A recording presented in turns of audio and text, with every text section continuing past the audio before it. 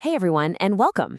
If you're working with Apache Spark, you know that reading data is something you do all the time, and a huge chunk of that data probably comes in CSV files.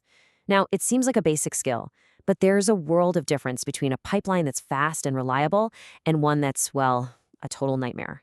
So let's dive in and really master how to ingest CSVs like a pro. So before we jump into any code, just think about your own workflow for a second. When you sit down to start a new project in Spark, a new data pipeline, what is almost always the very first thing you have to do? You got it, reading data.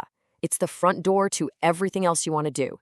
So in this explainer, we're going to level up that skill, moving from the stuff everyone knows to the best practices that really separate the pros from the beginners. All right, let's start at square one. We're talking about the first methods everyone learns when they start pulling CSV files into a Spark data frame. I'm willing to bet you've written code that looks pretty much exactly like this. So you're going to see two main ways to do this out in the wild. On the left, you've got the slightly more wordy .format CSV .load, and on the right, the much cleaner, more direct .csv method. Look, they both get the job done, but that .csv shortcut on the right, that's the way to go. It's what the community prefers, and it's what you'll see in most real-world projects. It's just cleaner. Now, when you're just starting out, it's so tempting to reach for this little option called Infer Schema.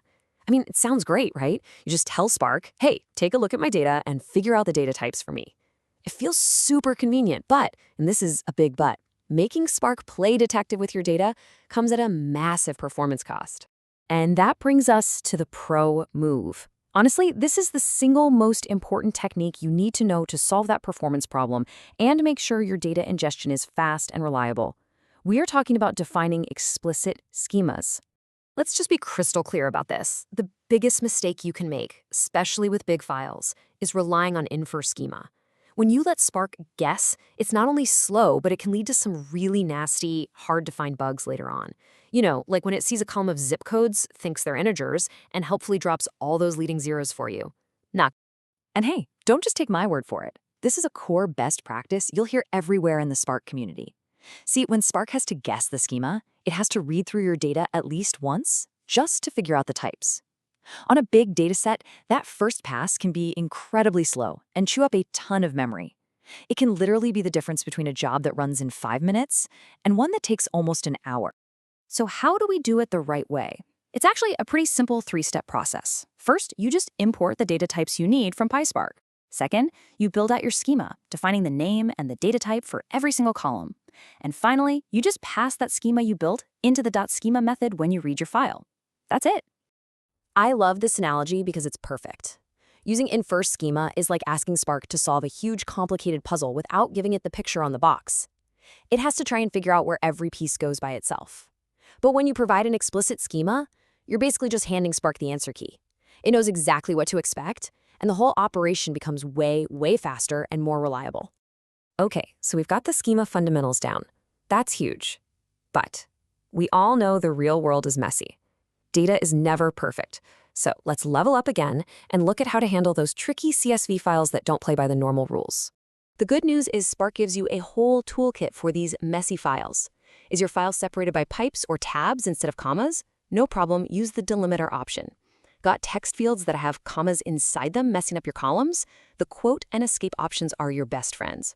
And of course, the one you'll use all the time, the header option, to tell Spark to use the very first row as your column names. And here's a fantastic time saver. Let's say you have hundreds or even thousands of CSV files that all have the same structure.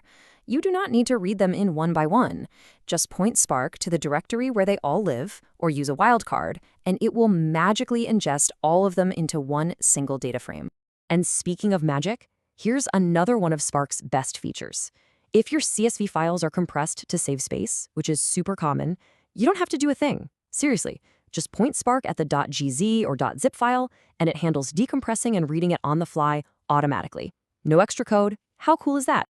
Okay, we have covered a lot of ground, but there is one final golden rule. This is a subtle little syntax thing that trips up everybody, even experienced developers, and it can cause bugs that are super confusing to track down. Look very, very closely at this slide, because order is everything. You have to, and I mean Have to. Set all your options like header or schema before you call .load or .csv. If you try to tack on an option after you've already told Spark to load the data, it will just be silently ignored, and you'll be sitting there pulling your hair out wondering why your settings aren't working. So why does that happen? Well, the technical reason is pretty straightforward. When you type spark.read, you create an object called a DataFrame reader. Think of it like you're at a restaurant getting ready to order.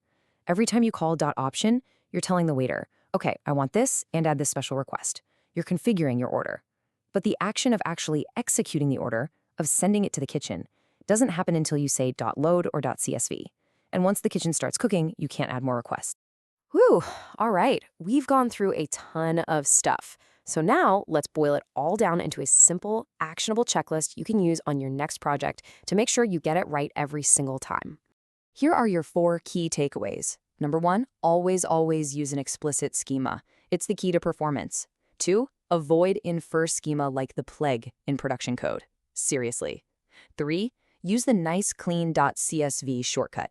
And finally, number 4, after you read your data, just run df.print schema to double-check that Spark actually understood your data exactly the way you intended. So there you have it. You now have the full toolkit to read CSVs into Spark the right way, efficiently and reliably. But remember, getting the data into Spark is really just step 1.